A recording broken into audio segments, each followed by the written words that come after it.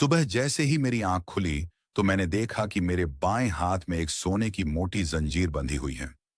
हद तो तब हो गई जब देखा कि उस जंजीर का दूसरा सिरा मेरी जानी दुश्मन और बचपन की दोस्त जे याकियान के हाथ से बंधा हुआ था।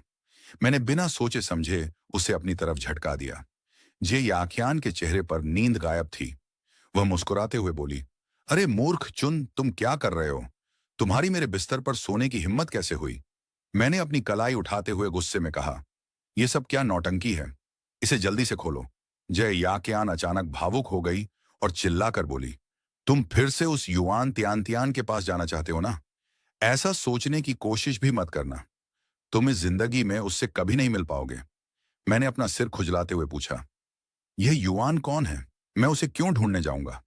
यह सुनकर जे याकियान एक सेकंड के लिए हैरान रह गई। उसे शायद मेरे पुराने कारनामे याद आ गए थे। जब उसने कोई जवाब नहीं दिया तो मैंने कमरे को देखा। वो बहुत बड़ा और बेहद आलीशान कमरा था। जे याकियान को लगा कि मैं फिर से कोई नाटक कर रहा हूं। उसने ताना मारते हुए कहा, अब क्या करना चाहते हो? क्या फिर से कोई फूलदान मेरे सिर पर मारोगे या फिर से मुझे तंग करोगे? मैंने उसकी बात को अनसुना कर दिया। मेरे दिमाग में कई सवाल थे। मैंने पूछा, ये कौन सी जगह है? क्या यह तुम्हारा घर है? पर तुम्हारा घर तो ऐसा नहीं था। मैं यहां कैसे आया? हम एक ही बिस्तर पर क्यों सो रहे हैं? तुमने मेरे साथ क्या किया है? और यह जंजीर असली सोने की है भी या नकली? क्या तुमने मुझसे छुपाकर कोई नया घर खरीदा है? तभी अचानक हवा में मुझे कुछ धुंधले से तैरते हुए कमेंट्स दिखाई दिए, जैसे लाइव वीडियो में चलते हैं। वहां लिखा था, लो आ गया मुख्य किरदार। यह फिर से अपनी अमीर विलेन पत्नी को धोखा देने के लिए याददाश्त खोने का नाटक कर रहा है। मुझे बेचारी शिए के लिए बुरा लग रहा है। इस बार इसका नाटक एक दिन भी नहीं चलेगा। एक और कमेंट था, क्या युआन तियान तियान आज ऑनलाइन आई? इस लड़की में ऐसा क्या खास है जो हमारा हीरो अपनी इतनी सुंदर विलेन पत्नी को नहीं देख पा रहा? इन कमेंट्स को देखकर मैं घबरा गया। मुख्य किरदार, विलेन पत्नी, ये सब क्या है? क्या मैं किसी कहानी के अंदर हूं? पर मेरे सामने बैठी लड़की तो मेरी वही बचपन की दोस्त जे याकियान है, जिसे मेरी कभी नहीं पड़ती थी। जे याकियान ने पूछा, तुम्हें युआन त्यान त्यान याद नहीं है? तो फिर तुम्हें क्या याद है? मैंने उसके सवाल का जवाब न देकर हैरान होते हुए पूछा, क्या मेरी शादी हो गई है? तुम मेरी पत्नी हो? ये कैसे हो सकता है? जे याकियान गुस्से में बोली, क्याओ चेन, अगर तुम तलाक लेना चाहते हो तो यह कभी नहीं होगा। मैं तुम्हें जीते जी उस लड़की के पास जाने नहीं दूंगी। मैंने चिल्लाकर कहा, मैं अभी 20 साल का भी नहीं हुआ हूं। मेरी शादी कैसे हो सकती है? यह पक्का कोई फर्जी सर्टिफिकेट है। उसने पूछा, तुम कितने साल के हो? मैंने कहा, 19 साल का। यह सुनकर जे याकियान की धड़कन जैसे रुक गई, पर उसने खुद को संभाला और बोली, कियाओ चेन, मेरे पास फालतू समय नहीं है। नाटक बंद करो। तुम पहले भी कई बार याददाश्त खोने का नाटक कर चुके हो। युआन त्यान त्यान के पास जाना बंद करो। वह तुमसे प्यार नहीं करती। मैंने चिढ़कर कहा, मैं कोई नाटक नहीं कर रहा। कल ही मैंने स्पोर्ट्स मीट में 800 मीटर की दौड़ में पहला स्थान पाया था। जब मैं तुम्हारे सामने स्टाइल मार रहा था तब मेरे पैर में मोच आ गई थी। मुझे बस उसके बाद का कुछ याद नहीं है। जे याकियान का चेहरा बदल गया। वह मन ही मन सोचने लगी कि अगर इसकी याददाश्त सच में चली गई है तो यह सामान्य है कि वह युआन को नहीं पहचानता। उसने मुझसे कहा, तुम इस साल 19 के नहीं बल्कि 26 साल के हो। हमारी शादी को पूरे 4 साल हो चुके हैं। मैंने कहा, मुझे विश्वास नहीं होता। मैं तुमसे शादी कैसे कर सकता हूं? तुमने ही तो कहा था कि अगर दुनिया के सारे मर्द मर जाएं तब भी तुम मुझे घास नहीं डालोगी। जे याकियान ने कहा, चलो आज के लिए मैं तुम्हारी बात मान लेती हूँ, पर अगर तुमने मुझे फिर से धोखा देने की कोशिश की तो अगली बार तुम्हें बांधने के लिए इस जंजीर से भी खतरनाक चीज का इस्तेमाल करूंगी। मैंने जंजीर को देखते हुए पूछा, वैसे यह जंजीर सच में सोने की है ना? उसने कहा, हाँ, असली सोने की है। मैंने कहा, चलो, कुछ तो फायदा हुआ। जे याकियान की आवाज थोड़ी नरम हुई। उसने पूछा, तुम्हें क्या खरीदना है? मुझे बताओ, मैं दिला दूंगी। मैंने हंसते हुए कहा, तुम तो बहुत बदल गई हो। पहले तुमसे जेब खर्च निकलवाना मुमकिन नहीं था, अब इतनी दरिया दिल कैसे हो गई? उसने मेरी आंखों में देखकर कहा, क्योंकि तुम अब मेरे पति हो। मुझे यकीन नहीं हो रहा था। तभी जे याकियान ने बिस्तर के पास से हमारा मैरिज सर्टिफिकेट निकालकर मेरे आगे फेंक दिया। उस पर सरकारी सील लगी थी और तारीख के हिसाब से हमारी शादी कॉलेज खत्म होते ही हो गई थी। सुबह की धूप कमरे में आ रही थी। डाइनिंग टेबल पर ढेर सारा नाश्ता लगा था। घर की नौकरानी वांग माँ ने आदर से कहा, दामाद जी नाश्ता तैयार है। स्वादिष्ट खाना देखकर मेरे मुंह में पानी आ गया। मैं मजे से खाते हुए चिल्लाया, वांग माँ, आपके हाथों में तो जादू है। कितना टेस्टी खाना है। मैंने खाते खाते पूछा, ये आखियान तुम्हारा परिवार पहले तो इतना अमीर नहीं था। यह बंगला तो बहुत महंगा होगा। तुमने इन सालों में कितना पैसा कमाया है। ये याखियान हैरान थी क्योंकि पुराना कियाओ चेन कभी उसकी संपत्ति के बारे में नहीं पूछता था। वह सिर्फ युआन के बारे में सोचता था। उसने गहरी सांस लेकर कहा, ज्यादा महंगा नहीं है। यह घर बस 30 करोड़ का है और मेरी कुल संपत्ति कुछ हजार करोड़ की होगी। 30 करोड़ सुनकर मेरे होश उड़ गए और 1000 करोड़ सुनकर तो आंखें बाहर आ गईं। मैंने चॉपस्टिक्स रखी और कहा, अरे बाप रे, तुम तो बहुत अमीर हो। वैसे तुमने कहा ना कि हम पति पत्नी हैं, तो तुम्हारी आधी संपत्ति मेरी हुई। इसका मतलब मैं भी अमीर हूं। क्यों ना हम कमरे में वापस चलें। मैं बहुत खुश था। जिरे याकियान मेरी बिना किसी नफरत वाली खुशी देखकर सोच में पड़ गई कि क्या सच में इसकी याददाश्त चली गई है। पर उसने मुझे झटके में संभालते हुए कहा, हमारे बीच शादी से पहले एक एग्रीमेंट हुआ था। अगर हमारा तलाक होता है तो तुम्हें खाली हाथ घर से जाना होगा। तुम्हें 1 रुपया नहीं मिलेगा। मेरा चेहरा तुरंत उतर गया। मैंने कहा, तुम इतनी चालाक निकली। तुमने मुझसे बचने के लिए यह गेम खेला। जे याकियान ने कहा, यह शर्त शादी के समय तुमने खुद रखी थी। मैंने अपना सिर पकड़ लिया। क्या मैं पागल था जो खुद ही पैसों को लात मार दी? जे याकियान जानती थी कि तब कियाओ चेन उससे प्यार नहीं करता था। वह युआन के धोखे की वजह से परेशान था और उसने सिर्फ दिखावे के लिए जे से शादी की थी। मैंने पूछा, आखिर यह युआन तियान है कौन, जिसके पीछे मैं इतना पागल था? तभी हवा में फिर कमेंट्स तैरने लगे। उनसे मुझे समझ आया कि हम तीनों किसी लव स्टोरी वाले उपन्यास के किरदार हैं, जहां मैं एक अंधा आशिक हूं और जी एक विलेन पत्नी। जो याकियान ने दुखी होकर कहा, युआन तियान तुम्हारा पहला प्यार है। तुमने उसके लिए मुझे हमेशा झूठ बोला और धोखा दिया। मैंने कहा, तब तो मैं सच में बहुत बड़ा बेवकूफ था। ये याकियान को मेरी हरकतें अजीब लगीं। उसने पूछा, क्या मुझे डॉक्टर को बुलाना चाहिए? तुम अजीब बातें कर रहे हो। मैंने मना कर दिया। पर जिए के दिल में शक बढ़ रहा था कि कहीं यह युआन तियान की कोई नई चाल तो नहीं है, ताकि मैं शाम की बड़ी बिजनेस मीटिंग में ध्यान न दे पाऊं। नाश्ते के बाद याकियान ऑफिस के लिए निकलने लगी। मैं उसके पीछे गया और पूछा, तुम कहाँ जा रही हो? उसने कहा, काम पर। और तुम घर से बाहर नहीं जाओगे?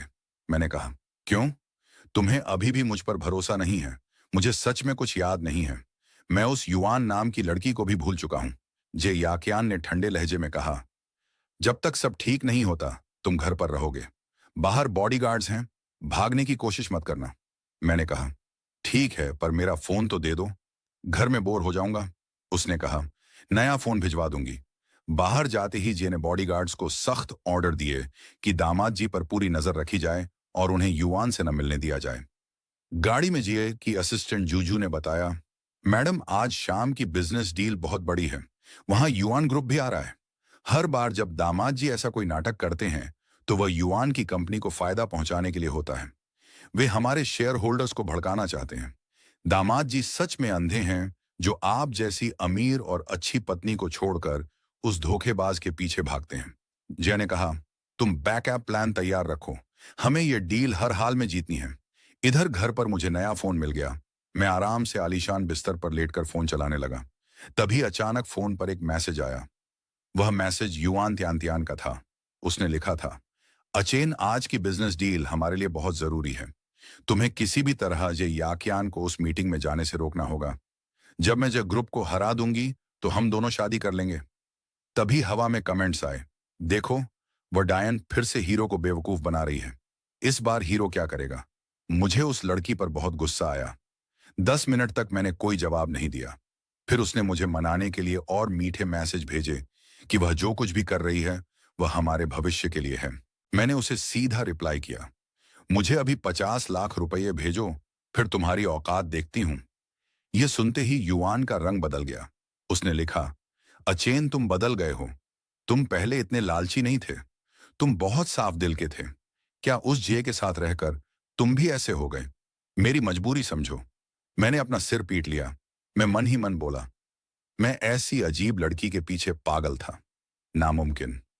मैंने बिना सोचे समझे उसका नंबर हमेशा के लिए ब्लॉक कर दिया। बिजनेस मीटिंग के रास्ते में जे याकियान के फोन पर घर की नौकरानी वांग माँ का फोन आया। वांग माँ रोते हुए बोली, मैडम, दामाद जी को अचानक बहुत तेज उल्टियां हो रही हैं और वे पेट दर्द से जमीन पर तड़प रहे हैं। जय ने घबराकर पूछा, डॉक्टर कहाँ हैं? वांग माँ ने कहा, डॉक्टर को बुलाया है, पर दामाद जी अस्पताल जाना चाहते हैं। बॉडीगार्ड्स कह रहे हैं कि बिना आपकी अनुमति के एम्बुलेंस नहीं बुलाएंगे। जे गुस्से में चिल्लाई, उन गधों से कहो तुरंत एम्बुलेंस बुलाएं। अगर अचेन को कुछ हुआ तो मैं किसी को नहीं छोड़ूंगी। जे ने ड्राइवर को गाड़ी तुरंत घर की तरफ मोड़ने को कहा।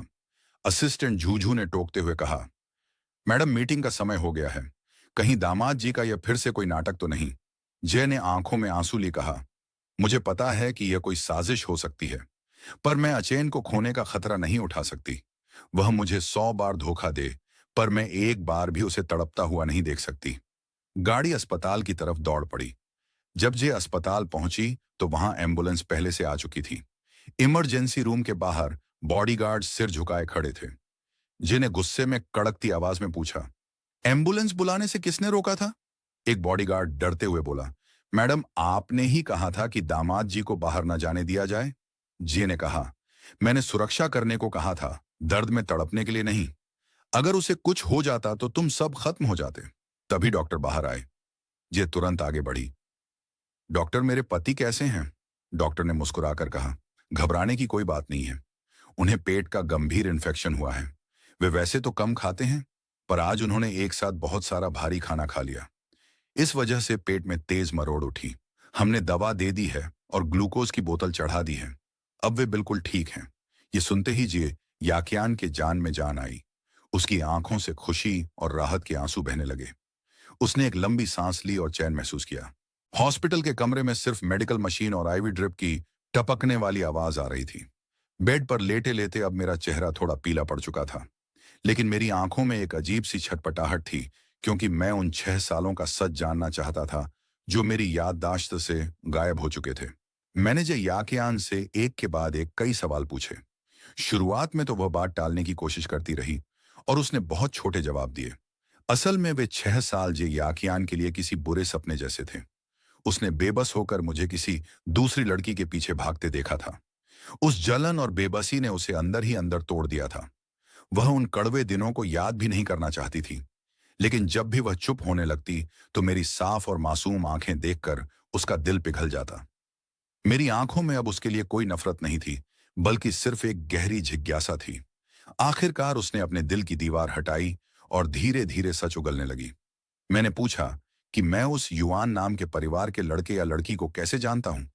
जी याकियान की उंगलियां खिड़की के लोहे के फ्रेम को छू रही थीं।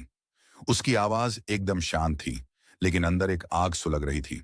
उसने बताया, युआन त्यानतियान हमारे कॉलेज की स्टूडेंट है। जब स्पोर्ट्स मीट में तुम्हारे पैर में मोच आई थी, तब मैं तुम्हें पीठ पर उठाकर कॉलेज के हॉस्पिटल ले गई थी। उसके बाद हर चेकअप पर मैं तुम्हारे साथ रही, लेकिन जब तुम्हारा पैर लगभग ठीक हो चुका था, तब एक दिन मुझे जरूरी काम आ गया और मैं तुम्हारे साथ नहीं जा पाई। वह उदास होकर बोली, बस उसी एक दिन तुम मुझसे मिले। सिर्फ एक मुलाकात में किस्मत ने खेल कर दिया और तुम्हें पहली नजर में ही उस दूसरी लड़की से प्यार हो गया। आज भी यह बात मेरे दिल में किसी कांटे की तरह चुभती है। मैं उसकी बात ऐसे सुन रहा था जैसे किसी और की कहानी हो। जय याकियान ने आगे कहा, उसके बाद से तुमने मुझसे बातें छुपानी शुरू कर दी। तुम रोज चुपके चुपके उससे मिलने जाते थे। उस समय मेरा बिजनेस एक मुश्किल दौर में था और मैं दिन रात काम में बिजी थी। जब मेरे पास तुमसे बात करने का समय मिला, तो तुमने आकर मुझसे कहा कि तुम युआन तियानतियान को प्रपोज करने वाले हो। कमरे में कुछ पल के लिए सन्नाटा छा गया। मैंने अपनी भौहें सिकोड़ते हुए फिर से वही सवाल पूछा जो सुबह से मेरे दिमाग में घूम रहा था। मैंने कहा, अगर मैं उससे प्यार करता था तो हमारी शादी तुमसे कैसे हुई? जो याकियान ने एक कड़वी मुस्कान के साथ कहा, क्योंकि बाद में तुम्हें पता चला कि युआन तियान सिर्फ तुम्हारे साथ गेम नहीं खेल रही थी, बल्कि उसके परिवार ने पहले ही उसका एक अमीर मंगेतर तय कर रखा था। जब तुम्हें यह धोखा पता चला तो तुम गुस्से और दुख में मेरे पास आए और मुझसे शादी कर ली। तुम एक हारे हुए इंसान की तरह थे और मैंने नरम पड़कर तुमसे शादी के लिए हाँ कह दिया। दोस्तों, यहाँ जे याकियान ने एक छोटा सा झूठ बोला था। सच तो यह था कि आचेन को जब अपनी गर्लफ्रेंड का धोखा पता चला तो वह टूट गया था, और तब जय याकियान ने उसे सहारा दिया था। खैर, कहानी पर वापस आते हैं। ये सुनते ही मैं बेड पर सीधा बैठ गया। गुस्से में मेरे हाथ में लगी ड्रिप की सुई भी थोड़ी हिल गई। मैंने चिल्लाकर कहा, क्या? इसका मतलब मैं सिर्फ एक बैकअप था? मैं दूसरी पसंद था? ये कितनी बकवास बात है। मुझे समझ नहीं आ रहा था कि मैं क्या बोलूं। उसी समय हवा में तैरते हुए लाइव कमेंट्स फिर से चमकने लगे। लोग बहस कर रहे थे कि पहली नजर का प्यार कभी बचपन के प्यार को नहीं हरा सकता। कुछ कमेंट्स कह रहे थे कि युआन तियान तियान कोई सीधी लड़की नहीं है। वह युआन परिवार की वारिस बनने के लिए अपने पिता के नाजायज बच्चों से लड़ रही थी, और पावर हासिल करने के लिए उसने मंगेतर से सगाई की थी। वह आज चैन से सिर्फ सच्चे प्यार के झूठे वादे करती थी ताकि वह खुश रहे, और दूसरी तरफ अपने फायदे के लिए अमीर मंगेतर को भी संभाल कर रखती थी। जब आचेन को थर्ड पार्टी कहकर बदनाम किया गया, तब भी वह छुप गई थी। इन कमेंट्स को देखकर मेरे दिमाग में युआन तियान तियान की पूरी तस्वीर साफ हो गई। वह सिर्फ अपने फायदे के लिए दोनों तरफ से खेल रही थी, और सारा दोष मेरे सिर आ गया था। मैं मन ही मन सोचने लगा कि क्या मैं सच में इतना बड़ा बेवकूफ था? यह मेरे जैसा तो बिल्कुल नहीं है। तभी ड्रिप खत्म हो गई और डॉक्टर ने मुझे डिस्चार्ज कर दिया। हॉस्पिटल से बाहर आते ही मेरी नजर एक शानदार रोल्स रॉयस गाड़ी पर पड़ी। गाड़ी को देखकर मेरी आंखें चमक उठीं। मैंने उसके दरवाजे को छूते हुए कहा, भाई ये कार तो बहुत कड़क है। जे याकियान ने लापरवाही से कहा, 28 करोड़ की है। मैंने उदास होकर अपना सिर घुमाया और कहा, अगर मैं उस समय उस धोखेबाज लड़की के चक्कर में ना पड़ता तो इन 6 सालों में मैं भी अपना कोई बड़ा बिजनेस शुरू कर लेता और बहुत सारा पैसा कमा लेता। तब मैं अपनी खुद की कमाई से ऐसा आलीशान बंगला और लग्जरी कार खरीदता। मैंने थोड़ा स्टाइल मारते हुए कहा, और तो और मैं अपने लिए सुंदर फीमेल मॉडल्स भी काम पर रखता। यह सुनते ही जे याकियान ने मुझे घूर कर देखा। मैंने तुरंत बात बदलते हुए कहा, मेरा मतलब था कि मैं एक फीमेल डेविल यानी तुम्हारे जैसी खतरनाक लड़की को झेल रहा हूं। मेरी जवानी के 6 साल बिना बात के बर्बाद हो गए। मैंने अभी तक किसी लड़की का हाथ भी ठीक से नहीं पकड़ा, और सुबह उठते ही खुद को तुमसे बंधा हुआ पाया। मैंने आगे कहा, अब अगर मैं सिर्फ एक मॉडल की बात कर रहा हूं तो तुम्हें क्या दिक्कत है? हॉस्पिटल में जो हमारे बीच थोड़ी सी अच्छी बातचीत हुई थी, वह घर आते आते फिर से पुरानी नोक झोंक में बदल गई। मैंने जे याकियान को अपने पर्सनल ड्राइवर की तरह ट्रीट करते हुए कहा, चलो गाड़ी में बैठो और घर चलो। मेरे इस बचकाने और नखरे वाले अंदाज को देखकर जी याकियान के चेहरे पर एक प्यारी सी मुस्कान आ गई। उसे अपनी पुरानी यादें वापस मिलती हुई महसूस हो रही थीं। उसने गाड़ी का पिछला दरवाजा खोला और मुझे जबरदस्ती आगे वाली पैसेंजर सीट पर धकेल दिया। वह हंसते हुए बोली, क्या तुम सच में मुझे अपना ड्राइवर समझते हो? तुम्हें तो शुक्रगुजार होना चाहिए कि मैं तुम्हें घुमा रही हूं। रोल्स रॉयस चुपचाप रात के अंधेरे में झी के आलीशान बंगले की तरफ बढ़ गई। जब हम बंगले के गेट पर पहुंचे तो वहां खड़े नौकर हमें देखकर हैरान थे। आमतौर पर हम दोनों जब भी घर आते थे तो या तो एक दूसरे को गुस्से से घूर रहे होते थे या बहस कर रहे होते थे। लेकिन आज माहौल बदला हुआ था। आज एक नखरे कर रहा था और दूसरी मुस्कुरा रही थी। सबको लगा कि इस शादीशुदा जोड़े के रिश्ते में आखिरकार सुधार आ रहा है। जे याकियान ने बड़े प्यार से मेरा हाथ पकड़ा और मुझे कॉरिडोर से ले जाते हुए सीधे मास्टर बेडरूम में ले गई। उसने मुझे बिस्तर पर बिठाया। उसका चेहरा थोड़ा शर्मा रहा था। उसकी यह अचानक आई नरमी देखकर मैं चौंक गया और मैंने कहा, तुम बहुत बदल गई हो। तुम पहले ऐसी नहीं थी। उसने चिढ़कर कहा, तुम ये कहना चाहते हो ना कि मैं बूढ़ी हो गई हूं? मत भूलो, हम दोनों एक ही उम्र के हैं और तुम मुझसे 1 हफ्ते बड़े हो। तो क्या मैं तुम्हें बूढ़ा कहूं? मैंने कहा, नहीं, मेरा वो मतलब नहीं था। जे याकियान अलमारी की तरफ बढ़ी और मुस्कुराकर बोली, पहले तुम जाकर नहा लो, फिर हम साथ में सोएंगे। मेरा दिमाग तुरंत अजीब बातें सोचने लगा कि नहाने के बाद क्या होने वाला है। मैंने डरते डरते पूछा, क्या सच में? उसने पलटकर एक खतरनाक लुक दिया और कहा, हाँ, और मैं तुम्हें बिस्तर से एक सोने की जंजीर से बांध दूंगी ताकि तुम आधी रात को भाग न सको। मैंने चिल्लाकर कहा, यह गैर कानूनी है, मैं पुलिस को फोन कर दूंगा। उसने हंसते हुए कहा, शौक से करो, हम कानूनी तौर पर पति पत्नी हैं। मैं पुलिस से कह दूंगी कि यह सिर्फ पति पत्नी का एक छोटा सा खेल है। तुम्हें क्या लगता है वे तुम्हारी सुनेंगे? मैंने अपना सिर पीट लिया और कहा, जाए याकियान, तुम तो पूरी गुंडी हो। जब मैं बाथरूम से नहाकर सिर्फ पजामा पहनकर बाहर आया तो जय याकियान मुझे देखकर थोड़ी शर्मा गई। वह तुरंत उठी और खुद नहाने चली गई। उसी समय बेड पर रखे उसके फोन की स्क्रीन जल उठी। उस पर उसकी असिस्टेंट का मैसेज था, आ गए हैं, हम ये डील जीत गए हैं और युआन ग्रुप इस रेस से पूरी तरह बाहर हो चुका है। जब ये याकियान नहाकर बाथरूम से बाहर आई तो पूरा बेडरूम खाली था। मैं वहां कहीं नहीं था। यह देखकर ये याकियान की सांसें अटक गईं। उसे लगा जैसे पैर तले जमीन खिसक गई हो।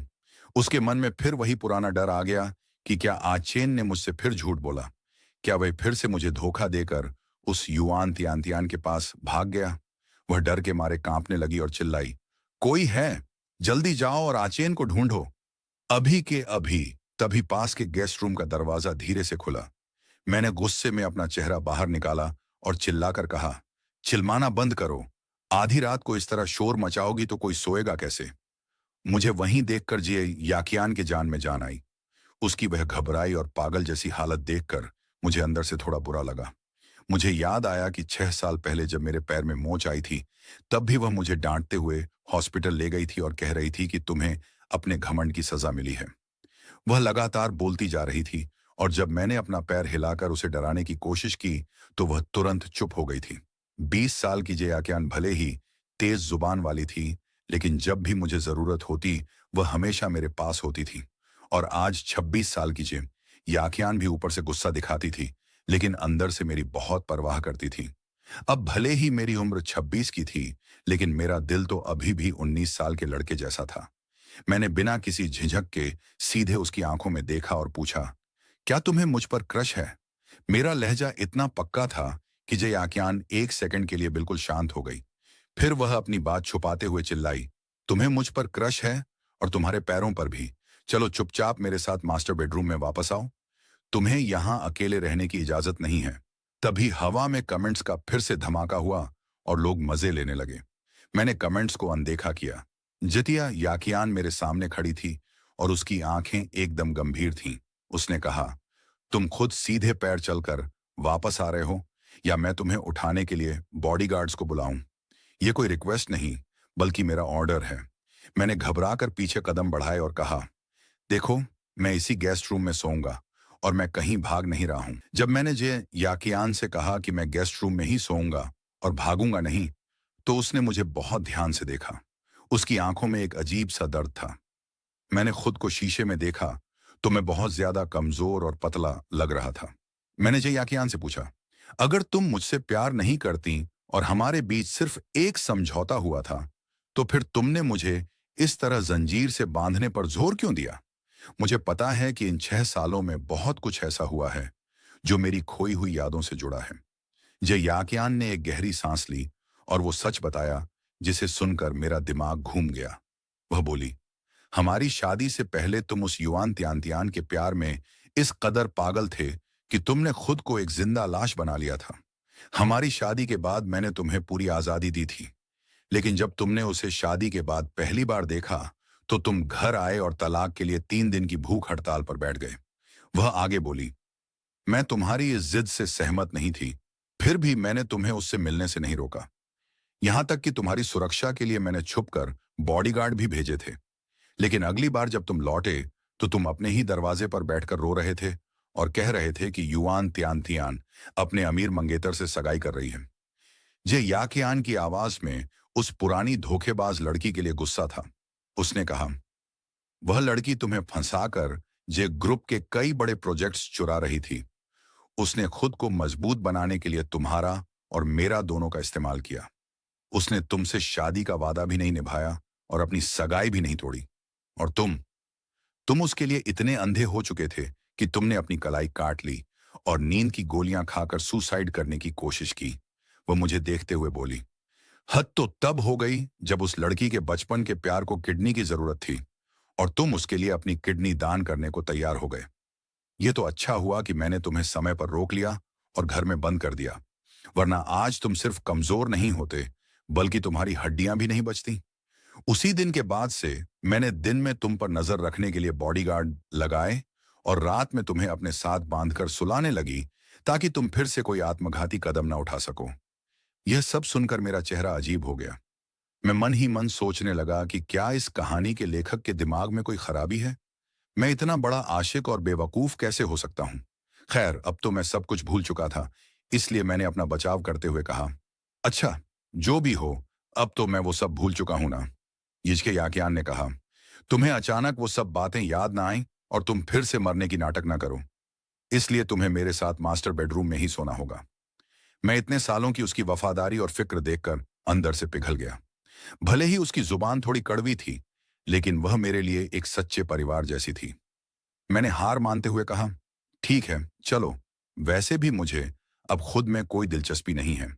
उसने मुझे वापस बेडरूम में ले जाकर बहुत ही आराम से जंजीर से बांध दिया और खुद बिस्तर के दूसरी तरफ चुपचाप सो गई। बिस्तर बहुत आरामदायक था, पर मुझे नींद नहीं आ रही थी।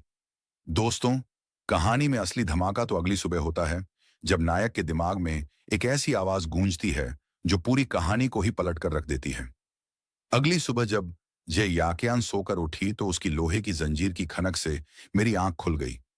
मैंने तकिए में अपना मुंह छुपाते हुए कहा, आज सुबह मेरी कोई क्लास नहीं है, क्या मैं थोड़ी देर और नहीं सो सकता?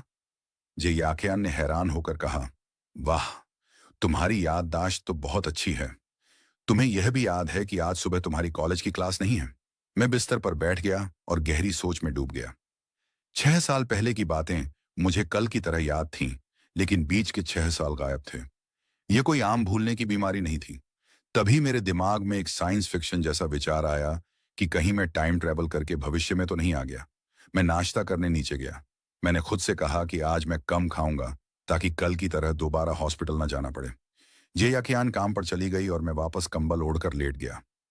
तभी अचानक कमरे में एक अजीब सी आवाज गूंजी, सॉरी, मैं थोड़ा लेट हो गया। मैं डर के मारे कांप गया और कंबल हटाकर चिल्लाया, कौन है? इस कमरे में कौन है? वह आवाज दोबारा आई, हेलो आचैन, मैं कमरे में नहीं हूं, मैं तुम्हारे दिमाग के अंदर हूं। मैंने अपना सिर पकड़ लिया। मुझे लगा कि शायद मुझे सिजोफ्रेनिया या कोई दिमागी बीमारी हो गई है और मैं पागल हो रहा हूं। मैं नंगे पैर चिल्लाते हुए नीचे की तरफ भागा ताकि उस डरावनी आवाज से पीछा छुड़ा सकूं। डाइनिंग रूम में जे याकियान नाश्ता कर रही थी। मेरी चीख सुनकर उसने बर्तन फेंके और मेरी तरफ भागी। मैं उससे टकरा गया और उसका हाथ कसकर पकड़ लिया। मैंने कांपते हुए कहा, मुझे अपने दिमाग में एक अजीब आवाज सुनाई दे रही है। क्या मैं सच में पागल हो गया हूं? जे याकियान ने मुझे उलझन से देखा और कहा, तुम क्या बकवास कर रहे हो? मुझे तो कोई आवाज नहीं आई। क्या तुम बहरे हो गए हो जो खुद ही कुछ भी सोच रहे हो? मैंने छिड़कर कहा, तुम्हारे कान बहुत तेज हैं पर तुम बहरी हो। उसने मेरी हालत देखकर कहा, तुम्हारी याददाश्त चली गई है और अब तुम्हें अजीब आवाजें आ रही हैं। हम अभी के अभी दोबारा हॉस्पिटल चलेंगे। तभी वह आवाज मेरे दिमाग में फिर से गूंजी, होस्ट, डरो मत, मैं कोई भूत नहीं हूं और ना ही तुम पागल हुए हो। मैं सिस्टम 017 हूं। सिस्टम का नाम सुनते ही मेरा दिमाग एक बिल्कुल नई दिशा में घूम गया। सिस्टम ने शांत आवाज में कहा, मुझे कल ही आपसे मिलना था, लेकिन हेडक्वार्टर में एक जरूरी मीटिंग की वजह से देरी हो गई। आप दूसरों के सामने मेरा जिक्र नहीं कर सकते, वरना वो कमेंट्स अपने आप ब्लॉक हो जाएंगे। अगर आपको मुझसे बात करनी है तो आप बाथरूम में जाकर अकेले में बात कर सकते हैं, ताकि बाहर के लोग आपको पागल ना समझें। मैंने जे याकियान से बात बदलते हुए कहा, अच्छा ठीक है, मैं बस सुबह उठकर थोड़ा चिड़चिड़ा हो गया था और मेरा दिमाग उलझा हुआ था। चलो नाश्ता करते हैं, मुझे बहुत भूख लगी है। अब कहानी में एक ऐसा मोड़ आता है जहां नायक को इस दुनिया का सबसे बड़ा राज पता चलता है। नाश्ते के बाद ये याकियान ने फैमिली डॉक्टर को बुलाया। उसी समय घर का एक मैनेजर रोते हुए अंदर आया और मेरे पैरों में गिर गया। वह बोला, दामाद जी, प्लीज मैडम से कहकर मेरी नौकरी बचा लीजिए। मेरे 2 बेटे यूनिवर्सिटी में पढ़ते हैं। अगर मेरी नौकरी गई तो मेरा परिवार बर्बाद हो जाएगा। मैं उसे उठाने के लिए आगे बढ़ा, लेकिन तभी बॉडीगार्ड ने आकर सच बताया। असल में वह मैनेजर युआन तियान का जासूस था। युआन तियान ने जैसे ही अपना नया नंबर बदला था, इस मैनेजर ने तुरंत वह नंबर उसे दे दिया था ताकि वह मुझसे दोबारा संपर्क कर सके। यह सुनते ही मेरी सारी हमदर्दी खत्म हो गई। अपने मालिक को धोखा देने वाला इंसान किसी टाइम बम जैसा होता है। मैंने कड़क आवाज में कहा, तुम जैसे धोखेबाज को यह घर बर्दाश्त नहीं कर सकता। तुम्हें एम्प्लॉय कोड तोड़ने के जुर्म में नौकरी से निकाला जाता है। जब बॉडीगार्ड ने यह सारी बात जे याकियान को बताई तो उसका गुस्सा शांत हो गया और उसका मूड बहुत अच्छा हो गया। वह मन ही मन सोचने लगी कि काश अचेन की यह याददाश्त कभी वापस न आए और वह हमेशा ऐसे ही उसके साथ खुशी से रहे। मैं वापस बेडरूम में गया और अपने दिमाग में सिस्टम से बात करने लगा। मैंने कहा, सुनो 0 1 3 7, क्या तुम अपना नाम बदल सकते हो? ये किसी टिकआउट कोड जैसा लगता है। और अपना ये रोबोट जैसा ठंडा अंदाज बदलो, थोड़ा दोस्ताना तरीके से बात करो। सिस्टम ने हंसते हुए अपनी आवाज बदली और कहा, ठीक है होस्ट, मैं मेल लीड डिपार्टमेंट से हूं और मेरा काम तुम्हारी जिंदगी को बचाना है। मैंने पूछा, मुझे किससे खतरा है? जय याकयान से या उस युआन तियानतियान से? और वैसे भी मुझे पता है कि यह दुनिया एक उपन्यास है। सिस्टम हैरान होकर बोला, तुम्हें कैसे पता चला? मैंने तो अभी तक कुछ बताया भी नहीं।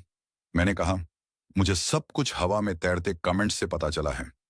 सिस्टम ने माफी मांगते हुए कहा, ओहो, वह असल में मेरी गलती थी। कल मीटिंग में जाने से पहले मुझसे गलती से कमेंट्स वाला फीचर ऑन रह गया था। मैंने कहा, कोई बात नहीं, मुझे बस इतना पता है कि मैं इस कहानी का प्यार में पागल हीरो हूं। जय याकयान विलेन है और युआन त्यान त्यान एक धोखेबाज लड़की है।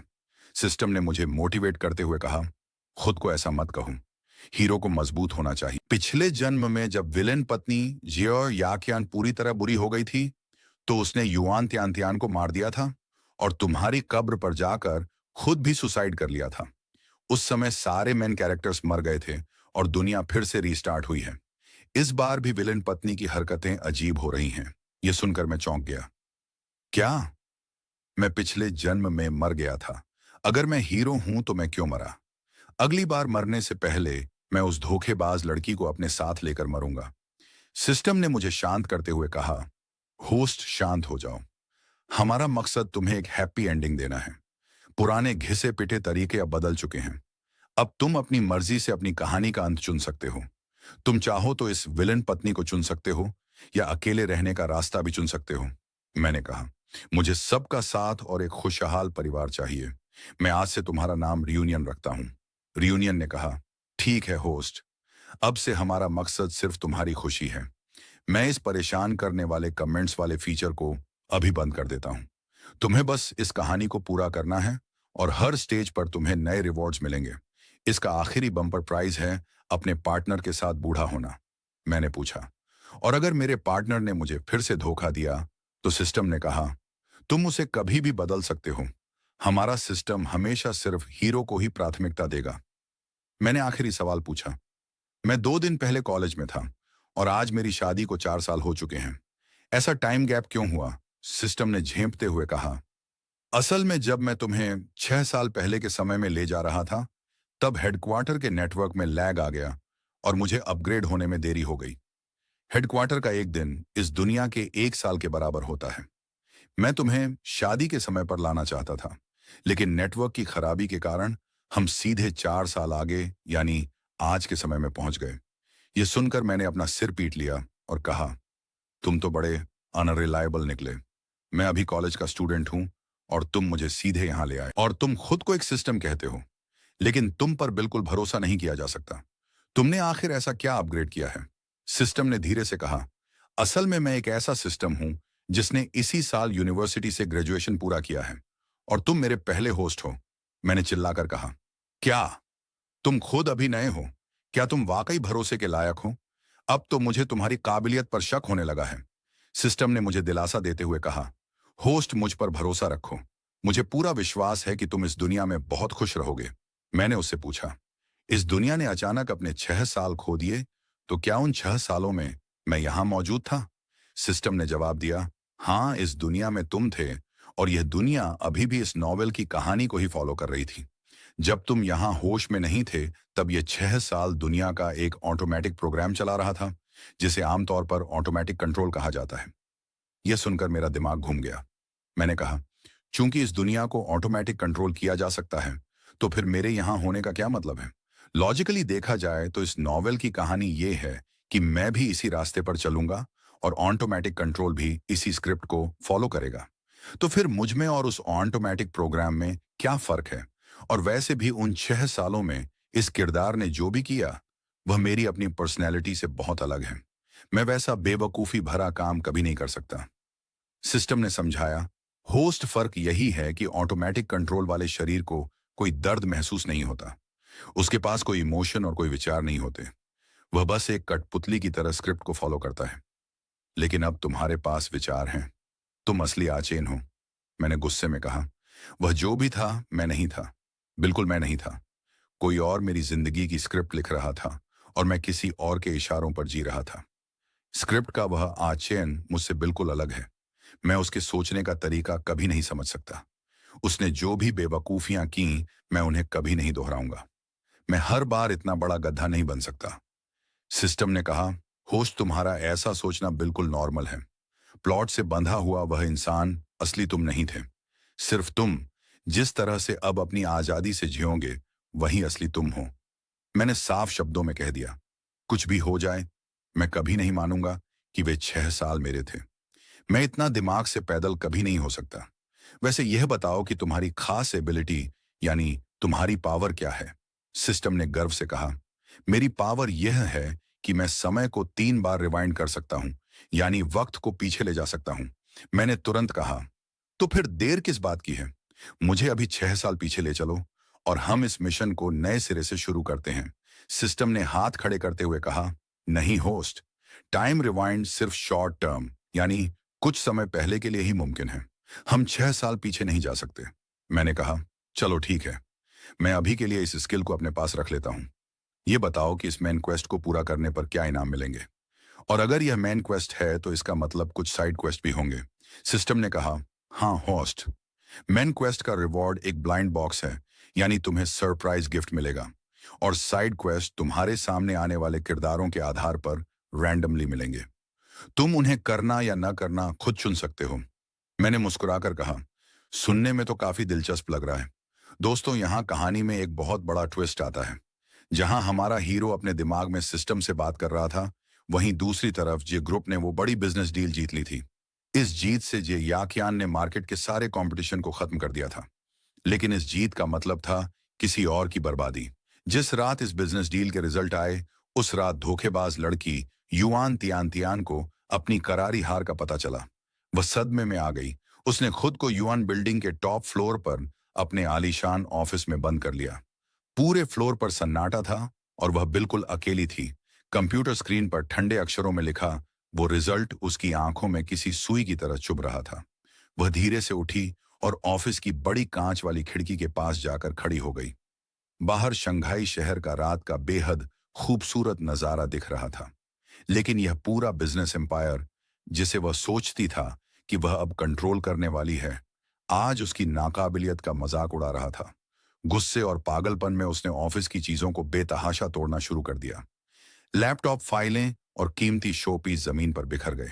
अपना पूरा गुस्सा निकालने के बाद वह उस कचरे के बीच हांफती हुई खड़ी रही। उसके लंबे बाल बिखर चुके थे और उसका माथा पसीने से गीला था। तभी उसके फोन की स्क्रीन जल उठी। फोन पर उसके मंगेतर की यी बाई का कॉल आ रहा था। उसने फोन का जवाब नहीं दिया। वह बस स्क्रीन पर चमकते हुए उस नाम को ठंडी और नफरत भरी आंखों से घूरने लगी। असल में सच यह था कि 3 महीने पहले इस सरकारी बोली को जीतने के लिए और की परिवार से पूरे 50 करोड़ का इन्वेस्टमेंट हासिल करने के लिए युआन त्यांतियान ने अपने मंगेतर की येबाई के साथ एक बहुत खतरनाक एग्रीमेंट साइन किया था। शर्त यह थी कि अगर यह प्रोजेक्ट सफल होता तो कि परिवार को कंपनी के 15% शेयर मिलते। लेकिन अगर यह प्रोजेक्ट फेल हो जाता तो युआन त्यांतियान को अपने खुद के 8% ओरिजिनल शेयर गिरवी रखकर 3 साल के अंदर 20% के सालाना ब्याज के साथ पूरा पैसा चुकाना पड़ता। और आज वह प्रोजेक्ट बुरी तरह फेल हो चुका था। इतना ही नहीं, उसने अपने पिता युआन फेंगताई से भी एक बहुत बड़ा वादा किया था। उसके पिता भले ही रिटायर हो चुके थे, लेकिन वे एक बेहद सख्त इंसान थे जो सिर्फ काबिलियत को महत्व देते थे, पारिवारिक रिश्तों को नहीं। उनके पहले से ही कई बच्चे थे, जिनमें कई नाजायज बच्चे भी शामिल थे, जो कंपनी की गद्दी हथियाने के लिए तैयार बैठे थे। इस बार जे ग्रुप से मिली इस करारी हार ने युआन तियान की स्थिति को पूरी तरह हिलाकर रख दिया था। वह रास्ते पर आ चुकी थी। अगली सुबह युआन तियान अपना अगला दांव 50 करोड़ का इन्वेस्टमेंट डूबने के बाद युआन तियान चारों तरफ से फंस चुकी थी। उसने अपनी मंगेतर की यीबाई के साथ जो एग्रीमेंट किया था, उसके मुताबिक अब उसे 3 साल के अंदर 20% ब्याज के साथ पूरा पैसा चुकाना था या फिर अपनी कंपनी के शेयर गिरवी रखने थे। उसके सख्त पिता युआन फेंगताई के कई नाजायज बच्चे थे जो उसकी गद्दी छीनने के लिए तैयार बैठे थे। अपनी पोजीशन बचाने के लिए युआन त्यांतियान ने हार नहीं मानी। उसने कुछ छोटी कंपनियों से कांटेक्ट किया ताकि छोटा मोटा प्रोजेक्ट करके अपने पिता का भरोसा फिर से जीत सके। जब उसके मंगेतर के पिता का फोन आया तो काफी डांट खाने के बाद उसने गुस्से में अपना फोन डेस्क पर पटक दिया। वह जय याकयान को बर्बाद देखना चाहती थी। इधर जय याकयान भले ही अपने नए सरकारी प्रोजेक्ट में बहुत बिजी थी, लेकिन वह हर घंटे बॉडीगार्ड से मेरे बारे में रिपोर्ट लेती थी। जब 3 घंटे तक मैं अपने कमरे से बाहर नहीं निकला तो जय याकयान परेशान हो गई। उसे लगा कि यह लड़का इतना शांत है तो पक्का कुछ गड़बड़ कर रहा होगा। उसने बॉडीगार्ड से मेरा दरवाजा खटखटाने को कहा। जब बॉडीगार्ड ने पूछा कि छोटा मालिक अंदर क्या कर रहा है तो मैंने चिल्लाकर कहा, मैं गेम खेल रहा हूं भाई, क्या हुआ? यह सुनकर जे याकियान की जान में जान आई। अगले कुछ दिनों तक यही चलता रहा। जे याकियान दिन भर ऑफिस में काम करती और मैं घर पर गेम खेलता। जब भी मैं बाहर जाने की बात करता वह मना कर देती। रात में हम दोनों बड़े बिस्तर पर 1 मीटर की दूरी पर सोने की जंजीर से बंधे रहते थे। बस एक ही दिक्कत थी कि वजन बढ़ाने के लिए मैं दिन में कई बार दबाकर खाना खाता था। रात को सोने से पहले भी भारी खाना खाने की वजह से मुझे आधी रात को बाथरूम जाना पड़ता था, जिससे जे याकियान की नींद भी खराब हो जाती थी। उधर जाए कि कंपनी में अफवाहें फैलने लगीं कि दामाद जी ने प्रेसिडेंट की बेटी के साथ कोई बड़ा पंगा ले लिया है। युआन त्यान को लग रहा था कि मैं जय याकियान के डर से उससे बात नहीं कर पा रहा हूं और इसीलिए हॉस्पिटल में भर्ती हुआ था। उसने मेरे पुराने नंबर पर कई मैसेज भेजकर छोड़ दिए ताकि बाद में उनका इस्तेमाल ब्लैकमेल करने के लिए कर सके। मुझे इस दुनिया में आए आधा महीना हो चुका था और वह घर में बंद बंद पूरी तरह बोर हो गया था। मैंने अपना फोन बिस्तर पर फेंका और अपने दिमाग में सिस्टम से चिल्लाकर कहा, रियूनियन क्या मेरे लिए कोई मिशन बचा है? मैं यहां किसी इंसान को देख भी नहीं पा रहा हूं। पूरे दिन कमरे में गेम खेल खेल कर मेरी उंगलियों में दर्द होने लगा है। सिस्टम ने धीरे से कहा, होस्ट क्यों ना हम यहां से चुपके से भाग जाएं। भागना तो असली कहानी का हिस्सा ही है। पुरानी कहानी में भी ये याकियान तुम्हें कैद करती थी और तुम भागते थे। मैंने अपना शरीर देखते हुए कहा, भाई मेरा शरीर इतना कमजोर है कि मैं भागते भागते बीच में ही गिर जाऊंगा। सिस्टम ने कहा, तुम सही कह रहे हो होस्ट। सबसे पहले तुम्हें अपनी हेल्थ ठीक करनी होगी, क्योंकि हैप्पी एंडिंग के लिए फिजिकल और मेंटल हेल्थ सबसे पहला कदम है। अगर तुम अपना वजन नॉर्मल कर लेते हो तो तुम्हारा पहला टारगेट पूरा हो जाएगा। तुम्हारी हाइट के हिसाब से तुम्हारा वजन कम से कम 70 किलो होना चाहिए। मैंने शीशे में अपनी सूखी हड्डियां देखी और कहा, ठीक है, आज से मैं खूब खाना खाऊंगा।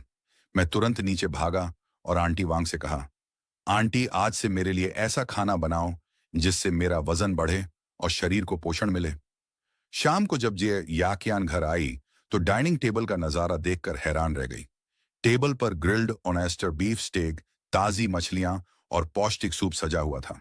आंटी वांग ने मुस्कुराकर कहा, मिस आज दोपहर को छोटे मालिक ने खुद कहा था कि वे शरीर में खून और ताकत बढ़ाने वाला खाना खाएंगे। ये सुनकर जे याकियान के होंठ हल्के से फड़के। उसने देखा कि मैं बिना किसी तमीज के मजे से सीपियां चूस रहा था और बीफ मुंह में ठूंस रहा था। खाना खाने के बाद मैंने एक जोरदार डकार मारी। जो याकियान ने मुझे इतने दिल से खाते देखा तो उसने खुद भी चॉपस्टिक्स उठाई और कहा, मजे से खाओ, बहुत सारा खाना है। अगर तुम नहीं खाओगे तो मैं सब खा जाऊंगी। उसने मुझे याद दिलाते हुए कहा, थोड़ा कम खाना, वरना पिछली बार की तरह फिर से हॉस्पिटल मत पहुंच जाना। मैंने मन ही मन सोचा कि इस खाने से मेरा वजन कितने ग्राम बढ़ेगा। मुझे खाते देखकर जे याकियान भी खुश होकर ज्यादा खाने लगी। रात को जब हम बिस्तर पर लेटे थे तो आचेन का यह बदला हुआ सीधा साधा अंदाज देखकर जे याकियान को यकीन होने लगा था कि वह सच में सब कुछ भूल चुका है। वह पुरानी यादों में खो गई जब हम 20 साल के थे। उसकी दबी हुई भावनाएं फिर से जाग उठी थीं। पिछले 2 हफ्तों में मुझे भी समझ आ गया था कि जे याकियान का कोई गलत इरादा नहीं है। वह बस मुझे उस धोखेबाज युआन त्यान से बचाना चाहती है। 1 हफ्ते के इस हैवी डाइट प्लान के बाद मेरा वजन काफी बढ़ गया था और मेरी सूखी हड्डियों पर मांस दिखने लगा था। जब मैं तराजू पर खड़ा हुआ तो मेरा वजन पूरे 50 किलो हो चुका था। मैं आईने में खुद को देखकर मुस्कुराने लगा।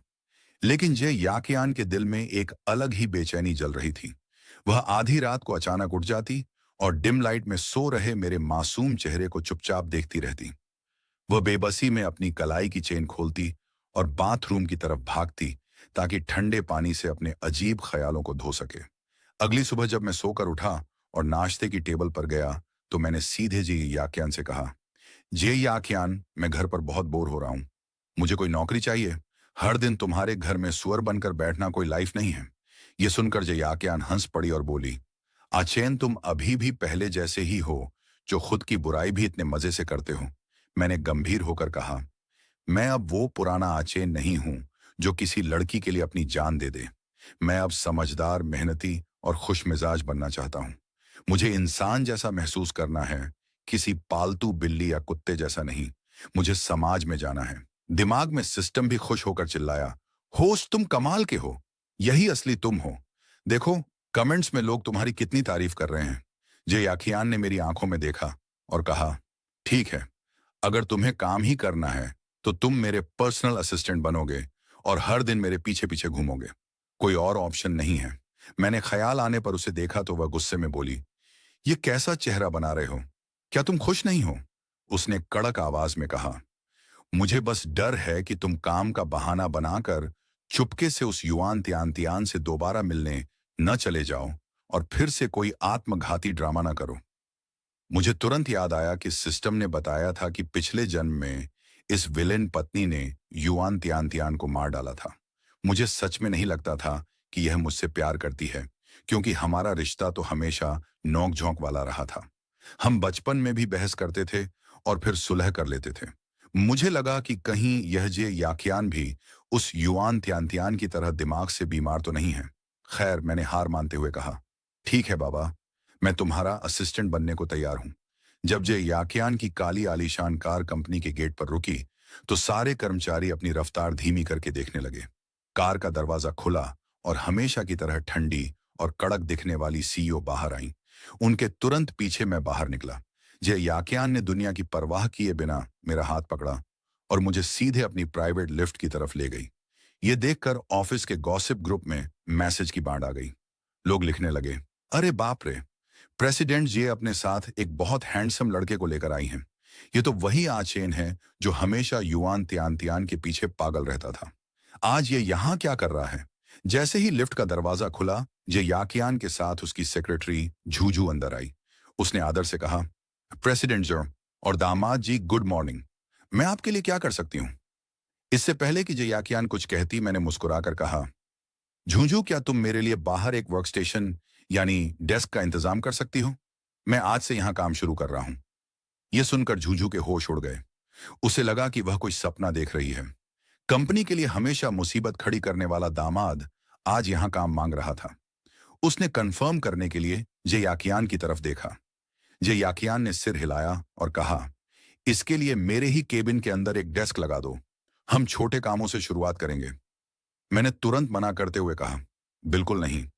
मैं केबिन के अंदर नहीं बल्कि बाहर बाकी कर्मचारियों के साथ बैठना चाहता हूं। लेकिन मेरी यह रिक्वेस्ट रिजेक्ट कर दी गई। जे याकियान इस समय पूरी तानाशाह बनी हुई थी। उसका साफ मतलब था कि अगर मैंने काम के बहाने बाहर भागने की कोशिश की तो वह मुझे दोबारा घर में बंद कर देगी। जब मैं केबिन से बाहर कुछ काम के लिए निकला तो ऑफिस के दर्जनों कर्मचारी मुझे गॉसिप भरी नजरों से घूर रहे थे। माहौल थोड़ा अजीब हो गया था, लेकिन मुझे लगा कि मुझे मेरे जैसे लोग मिल गए हैं। मैंने आगे बढ़कर एक बड़ी मुस्कान के साथ कहा, हेलो दोस्तों, अब से हम सब साथ में काम करेंगे और कलीग्स हैं। मैं इस काम में बिल्कुल नया हूं, इसलिए मुझे भविष्य में आप सबकी मदद की जरूरत होगी। कर्मचारी मेरी यह सादगी देखकर मुस्कुराने लगे और बोले, अरे नहीं दामाद जी, आप तो बहुत दयालु हैं। मुझे उन घूरती निगाहों से कोई मतलब नहीं था। मैंने भी जल्दी से बिल्कुल नॉर्मल तरीके से कुछ आम बातें की, जिससे वहां का टेंशन वाला माहौल काफी कम हो गया। ऑफिस का एक कर्मचारी अपनी उत्सुकता रोक नहीं पाया और उसने सावधानी से पूछा, क्या मैं पूछ सकता हूं कि आप और प्रेसिडेंट जी आपस में क्या हैं? मैंने अपनी पलकें झपकाईं और बिना किसी झिझक के आसानी से जवाब दिया, हम दोनों बचपन के दोस्त और पुराने क्लासमेट हैं। यह सुनते ही वहां खड़े सबको अचानक बड़ा झटका लगा। लोग आपस में फुसफुसाने लगे कि अरे बाप रे, इसका मतलब ये दोनों बचपन के प्यार हैं। तभी सेक्रेटरी झूझू सपोर्ट स्टाफ के साथ मेरे लिए एकदम नई डेस्क, कुर्सी और कंप्यूटर लेकर वहां पहुंच गई। मुझे कर्मचारियों के बीच घिरा देखकर उसने इज्जत से पूछा, दामाद जी, आप प्रेसिडेंट जी के केबिन के अंदर क्यों नहीं बैठ रहे हैं? बाहर क्यों खड़े हैं? झूझू के मुंह से दामाद जी शब्द निकलते ही पूरी जगह एकदम शांत हो गई। वहां खड़े कर्मचारियों के दिलों में खलबली मच गई। ऑफिस में अफवाह थी कि प्रेसिडेंट जी अपने पति को पसंद नहीं करती, लेकिन आज का नजारा कुछ अलग ही था। कर्मचारियों को यह नहीं पता था कि सीईओ के ऑफिस में जो खास वन वे ग्लास लगा है, उसके पीछे जय याकियान चुपचाप खड़ी थी। उसकी नजरें कांच को चीरती हुई सीधे मुंह पर टिकी थीं। उसकी आंखों में इस समय एक अजीब सी पॉजेसिवनेस, यानी हक जताने वाली भावना छिपी हुई थी। वह मन ही मन सोच रही थी कि हाल ही में आचेन बहुत ज्यादा बात मानने लगा है। वह एक 20 साल के लड़के जैसी एनर्जी दिखा रहा है, जिसमें कोई कमी नहीं है। कहीं यह आचेन का कोई नया और शातिर भेष तो नहीं है। मुझे जल्द से जल्द इसका यह मुखौटा उतारना होगा। लेकिन काश ये सब सच होता। काश समय यहीं रुक जाता और आचेन हमेशा ऐसा ही रहता, जो मुझे देखकर मुस्कुराता है, बहस करता है और चिढ़ाने पर बेवकूफों की तरह हंसता है। इधर झूझू ने बहुत जल्दी मेरा वर्क स्टेशन सेट कर दिया। नया कंप्यूटर और ऑफिस का सारा जरूरी सामान मेरी टेबल पर आ चुका था। अपनी खुद की जगह मिलते ही मैं पूरी तरह काम में फोकस हो गया। मैं पूरी सुबह कंप्यूटर के सामने मेहनत से बैठा रहा। कभी सोच में डूबता तो कभी कीबोर्ड पर टाइप करने लगता। मुझे अपने आसपास की चीजों का कोई होश नहीं था।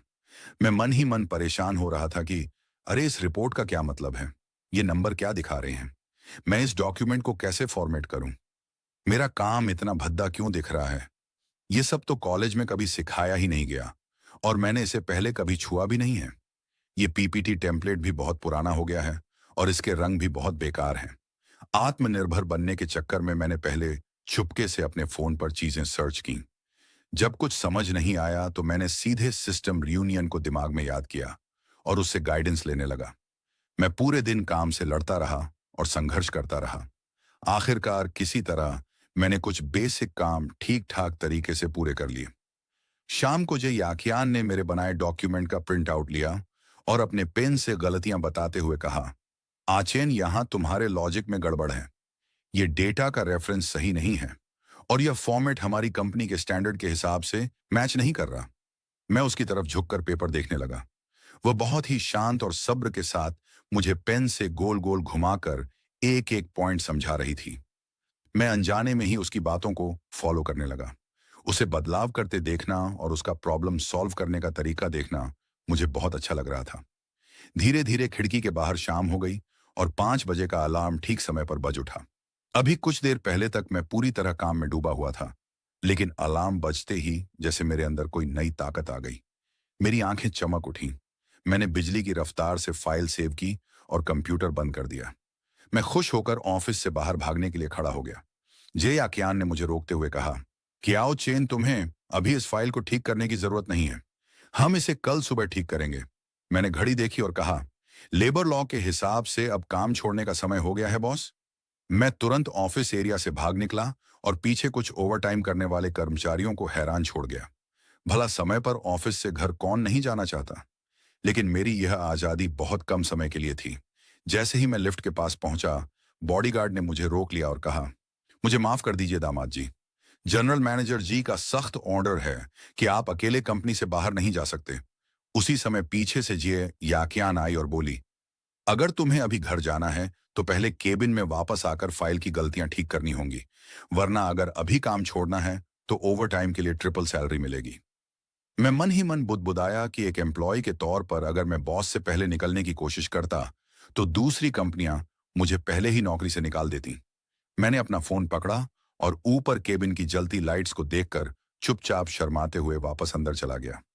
मुझे ओवरटाइम करना बिल्कुल पसंद नहीं था। जब काम खत्म हुआ तो मैं जे याकियान के पीछे पीछे लिफ्ट में गया। इस बार लिफ्ट में बहुत शांति थी। जब जे याकियान मुझे लेकर घर पहुंची तो काफी देर हो चुकी थी। आंटी वांग ने पहले ही गर्मागर्म 6 अलग अलग डिशेस का खाना तैयार कर रखा था, जिससे गर्मागर्म 6 अलग अलग डिशेस का खाना और सूप तैयार कर रखा था, जिससे घर जैसा गर्माहट भरा आराम महसूस हो रहा था। शांति से पेट भरकर खाना खाने के बाद मैं अपना गेम खेलने के लिए सीधे मास्टर बेडरूम में चला गया। जे याकियान कुछ ऑफिस का काम निपटाने के लिए अपने स्टडी रूम में चली गई। थोड़ी देर बाद उसका फोन वाइब्रेट हुआ। उसकी सहेली का फोन था, जिसने कहा, अरे बाहर आओ, ड्रिंक्स पीते हैं। मैंने सुना है कि आज तुम अपने पतिदेव को सीधे कंपनी ले गई थी। वहां क्या चल रहा है? तुम बाहर आ रही हो या नहीं? जे याकियान ने लापरवाही से जवाब दिया, नहीं, कुछ खास नहीं हुआ है और मैं बाहर नहीं आ रही। उसकी सहेली ने चिढ़ाते हुए कहा, मुझे बेवकूफ मत बनाओ। तुम दोनों पूरे दिन बिना किसी लड़ाई और बिना किसी कोल्ड वॉर के शांति से रह लिए। यह तो पश्चिम से सूरज निकलने जैसा नामुमकिन काम है। मुझे सब बताओ। जी, याकियान ने मैसेज टाइप किया। हाँ, ये अच्छी बात है कि उसकी याददाश्त जा चुकी है और उसे भूलने की बीमारी है। उसने अपनी सहेली को ज्यादा भाव न देते हुए फोन साइड रख दिया। लेकिन 1 घंटे बाद अचानक घर के दरवाजे की घंटी बजी। आंटी वांग ने दरवाजा खोला तो देखा कि बाहर गू नियानियन मुस्कुराती हुई खड़ी थी और बड़े आराम से अपने जूते बदल रही थी। उसने अंदर आते ही जी याकियान को मैसेज किया, मिस जी, मैं तुम्हारे घर आ चुकी हूं। ये बताओ कि मेरे जीजा जी कहाँ हैं। जी याकियान ऊपर से नीचे आई और उसे देखकर मन ही मन कहा कि तुम कितनी ज्यादा जिद्दी हो। वह बोली, तुम सिर्फ इस गॉसिप का मजा लेने इतनी दूर स्पेशल ट्रिप पर आई हो। गुनियानियन सोफे पर सीधी बैठ गई और उसकी आंखें चमक रही थीं। उसने हंसते हुए कहा, तुम हमें देखने इतनी दूर क्यों आई हो? गू नियानियन ने सोफे पर बैठते हुए पूछा। वैसे क्या आचेन हमेशा से उस युआन त्यांतियान का दीवाना नहीं था? उसने अचानक अपना सुर कैसे बदल लिया। याकियान, तुम फिर से बेवकूफ मत बन जाना। उस समय मैंने युआन त्यांतियान के लिए जो ड्रामा किया था, उसकी वजह से गू नियानियन अपनी सहेली जे याकियान के साथ अनगिनत बार बैठकर शराब पीकर रो चुकी थी। इसलिए जाहिर था कि वह अभी भी मेरे बदलाव को लेकर सावधान थी। जे याकियान की आंखों में एक हल्की सी नरमी चमकी और उसने कहा, आचेन को भूलने की बीमारी हुई है। गुनियानियन ने तुरंत कहा, पिछली बार भी उसने तुम्हारा दिल पिघलाने के लिए सिरदर्द और याददाश्त खोने का नाटक किया था। इस बार तो उसके तरीके और अपग्रेड हो गए हैं। जे याकियान ने कहा, इस बार यह बिल्कुल असली है। उसे यह भी याद नहीं है कि युआन त्यांतियान कौन है। गुनियानियन ने टोकते हुए कहा, क्या पता उसकी एक्टिंग पहले से बेहतर हो गई हो। याकियान, तुम फिर से इसके झांसे में मत आना। इससे पहले कि वह अपनी बात खत्म कर पाती, दूसरी मंजिल से बेडरूम का दरवाजा खुलने की हल्की आवाज आई और दोनों ने एक साथ ऊपर देखा। मैं अपने पजामे में बाहर आया और रेलिंग के पास खड़ा हो गया। मैं साफ और मासूम आंखों से नीचे देख रहा था। मेरे चेहरे पर एक अनजान सी उत्सुकता थी। गुनियानियन तुरंत खड़ी हो गई और अपनी चमकदार मुस्कान के साथ बोली, जीजा जी हेलो, क्या हम बहुत जोर से बात कर रहे थे और हमारी वजह से आपकी नींद खराब हो गई? मैं सीढ़ियों से नीचे उतरा और विनम्रता से थोड़ा दूर रहते हुए सिर्फ सिर हिलाकर कहा, हेलो। उसी समय मैंने अपने दिमाग में सिस्टम रियूनियन को जोर से पुकारा और पूछा, रियूनियन, ये लड़की कौन है? सिस्टम ने तुरंत जवाब दिया, होस्ट ये गुनियानियन है, जो जे याकियान की सबसे पक्की दोस्त है। यह इकलौती ऐसी इंसान है जिस पर जे याकियान पूरा भरोसा करती है। अचानक मेरी नजर गुनियानियन की जांच करने वाली नजरों से मिली। मैंने बात बदलते हुए कहा, मैं थोड़ा पानी लेने नीचे आया था। आप लोग अपनी बातें जारी रखें। मैं किचन के फ्रिज के पास गया और पानी की 2 बोतलें ले लीं। मेरे जाने के बाद गुनियानियन हैरान होकर जे याकियान से बोली, अरे बाप रे, अभी अभी इसने मुझे देखकर सच में मुस्कुराया और खुद से हेलो भी कहा।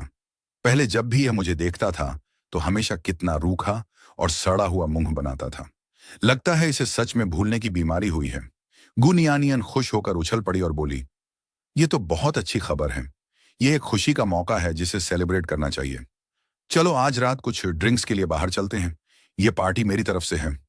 जय याकियान एक पल के लिए हिचकिचाई और फिर मान गई। वह सीढ़ियां चढ़कर मास्टर बेडरूम के दरवाजे तक गई और उसने धीरे से गेट खटखटाया। मैंने अंदर से थोड़ा दबी हुई आवाज में कहा, अंदर आ जाओ।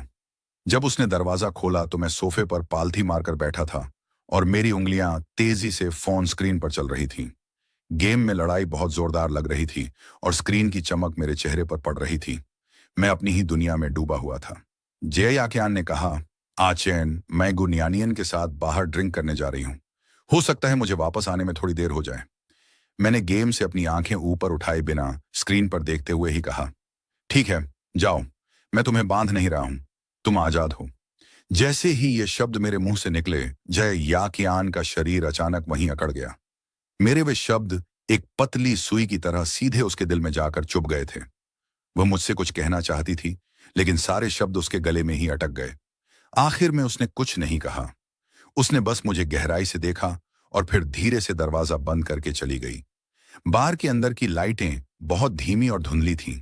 जे याकियान ने अपनी सहेली से एक शब्द भी नहीं कहा और वह जल्दी जल्दी 2 गिलास तेज शराब पी गई। गुनयानियन ने उसका हाथ रोकते हुए कहा, अरे धीरे पियो, क्या कर रही हो? तुम्हें अचानक क्या हो गया है? जब उसने तीसरा गिलास उठाया तो जे याकियान ने अपना सिर पीछे झुकाया और पूरा गिलास एक सांस में खाली कर दिया। वह उदास होकर बोली, न्यानियन, क्या मुझे आचेन को ऐसे ही हमेशा के लिए कमरे में बंद नहीं रखना चाहिए? गुनयानियन ने कहा, तुम तो उसकी गंदगी साफ करते करते थक चुकी हो। पहले जैसे ही तुम उसे खुला छोड़ती थी, वह सीधे दौड़कर युआन तियान के पास चला जाता था और कोई न कोई नई मुसीबत खड़ी कर देता था। अब जब उसे भूलने की बीमारी है, तो हमें और भी सावधान रहना होगा। क्या पता आगे क्या हो जाए। जय याकियान ने अपने गिलास में घूमती हुई शराब को देखा और रोते हुए बोली, उसे मेरे द्वारा बंद रहना पसंद नहीं है, और सच तो यह है कि वह मुझे भी पसंद नहीं करता। गुनयानियन ने उसका हौसला बढ़ाते हुए कहा, कम से कम अब वह कोई नई परेशानी तो खड़ी नहीं कर रहा। शहर में थोड़ी शांति है, चलो धीरे धीरे पीते हैं। रिश्तों में जल्दबाजी नहीं की जा सकती। जे याकियान ने उसकी एक बात नहीं सुनी और अपने लिए एक और पूरा गिलास भर लिया। गुनयानियन ने अपना सिर हिलाया, क्योंकि वह समझ चुकी थी कि आज रात उसे अपनी सहेली को संभालना पड़ेगा। उन दोनों का लुक इतना खूबसूरत था कि बार में बैठे कई लोगों की नजरें उन पर टिक गईं। थोड़ी देर बाद एक लंबा और हैंडसम आदमी वाइन का गिलास लेकर आया और जे याकियान के बगल वाली खाली सीट पर बैठ गया। वह मुस्कुराकर बोला, हेलो लेडीज, अकेले पीना बहुत बोरिंग है, क्यों ना हम सब साथ में ड्रिंक करें? गुनयानियन ने उसे मना करते हुए कहा, माफ करना भाई, मेरी इस दोस्त की शादी हो चुकी है। उस आदमी ने जे याकियान की उंगलियों की तरफ देखा जहां कोई अंगूठी नहीं थी। उसने भड़काते हुए कहा, शादी के बाद भी तो नए दोस्त बनाए जा सकते हैं। ये खूबसूरत लेडी थोड़ी उदास लग रही हैं। लगता है तुम्हारा अपने पति से झगड़ा हुआ है। मुझसे पूछो तो कभी कभी लाइफ में थोड़ा आराम और मजा करना चाहिए। क्या पता तुम्हारा पति भी अभी कहीं और किसी दूसरी लड़की के साथ मजे कर रहा हो। वैसे भी तुमने अपनी शादी की अंगूठी उतार दी है, तो इतनी सीरियस क्यों हो रही हो? जिंदगी बहुत छोटी है यार, जब तक मौका है मजा कर लो। ठीक उसी समय घर पर बिस्तर पर लेटे लेटे मैं अपने दोस्तों के साथ ऑनलाइन गेम खेल रहा था। हमारे सामने गेम में एक विलन कपल आ गया था, जिसे देखकर मैं हैरान था। तभी अचानक बिना किसी वजह के मुझे जोर से एक छींक आई। मैंने अपनी नाक रगड़ी और बुदबुदाया, अरे भाई, रात के इस समय मेरे बारे में कौन इतनी गहराई से सोच रहा है? इधर बार में उस लड़के की बकवास सुनकर जे याकियान का गुस्सा 7वें आसमान पर पहुंच गया। उसने उस लड़के की तरफ इतनी खतरनाक और डरावनी नजरों से देखा कि वह लड़का चौंक गया और डर के मारे तुरंत वहां से भाग गया। गुनयानियन ने राहत की सांस ली, लेकिन जब उसने मुड़कर देखा तो जे याकियान अपने दाहिने हाथ की उस नंगी उंगली को देख रही थी जहां शादी की अंगूठी होनी चाहिए थी। जे याकियान रोते हुए बोली, आचेन के साथ मेरी शादी शुरू से ही एक दिखावा थी। अपनी याददाश्त खोने से पहले भी वह मुझसे नफरत करता था, और आज सब भूलने के बाद भी वह मुझसे प्यार नहीं करता। यह एहसास उसे किसी तेज आग की तरह अंदर ही अंदर जला रहा था। उसने बात करना बंद कर दिया और एक के बाद एक गिलास खाली करती गई। आखिरकार जब जंग याकियान पूरी तरह नशे में धुत हो गई, तो गुनयानियन ने अपने ड्राइवर को बुलाया ताकि वह उसे सुरक्षित घर पहुंचा सके। रात बहुत गहरी हो चुकी थी। जैसे ही ड्राइवर ने याकियान को कार से बाहर निकाला, तो रात की ठंडी हवा के झोंके से उसका सिर थोड़ा सा साफ हुआ, लेकिन उसके कदम अभी भी लड़खड़ा रहे थे। उसने सहारा देने वाली गुनयानियन का हाथ झटक दिया और लड़खड़ाते हुए अकेले घर के अंदर चली गई। यह देखकर गुनयानियन तसल्ली से अपने घर लौट गई। ये याकियान अपने बेडरूम के दरवाजे के सामने आकर रुकी। उसने ठंडी दीवार का सहारा लिया और अपनी स्कर्ट को ठीक किया। उसने एक गहरी सांस ली और जैसे ही दरवाजे का हैंडल पकड़ा, अंदर से मेरी जोश से भरी आवाज बाहर आई। मैं गेम खेलते हुए चिल्ला रहा था, अब आओ, ये सिर तुम्हारा है, इसे मारो। दरवाजे के थोड़े से खुले हिस्से से यह आवाज सुनते ही याकियान का हाथ हैंडल पर जम गया। उसका खून एक पल के लिए जम गया और सारा नशा गुस्से में बदल गया। बार में उस आदमी ने जो बुरी बात कही थी, वह कितनी अजीब तरह से सच साबित हो रही थी। याकियान को लगा कि आचेन ने अपनी याददाश्त खोने का सिर्फ झूठा नाटक किया था। वह मुझसे हमेशा झूठ बोलता रहा। उसने अपनी उन्हीं मासूम आंखों से और 20 साल के लड़के का नाटक करके मेरे सामने एक बहुत बड़ा झूठ बुना है। उसने सोचा कि मैं उसकी पीठ पीछे अभी भी युआन तियान से बात कर रहा हूं और गेम में उसे अबाओ जैसे प्यारे निकनेम से बुला रहा हूं। वह रोते हुए सोचने लगी कि मैंने अपनी जिंदगी में आचेन का नाम अनगिनत बार पुकारा था, कि काश एक दिन वह मुझे भी किसी प्यारे नाम से बुलाए। लेकिन उसने मुझे कभी ऐसा नहीं कहा, और उस दूसरी औरत को वह 1000 बार ऐसे नाम दे रहा है। उसका शराब का नशा पूरी तरह गायब हो गया, और उसकी जगह एक भयानक गुस्से और धोखे के दर्द ने ले ली। उसने एक झटके में दरवाजा खोल दिया। कमरे की गर्म और हल्की रोशनी बाहर कॉरिडोर में फैल गई। मैं बेड के सिरहाने से टेक लगाकर बैठा था, और हेडफोन पहने हुए मेरी उंगलियां स्क्रीन पर तेजी से घूम रही थीं। अचानक दरवाजा खुलने की तेज आवाज से मैं चौंक गया, और मैंने अपना सिर ऊपर उठाया।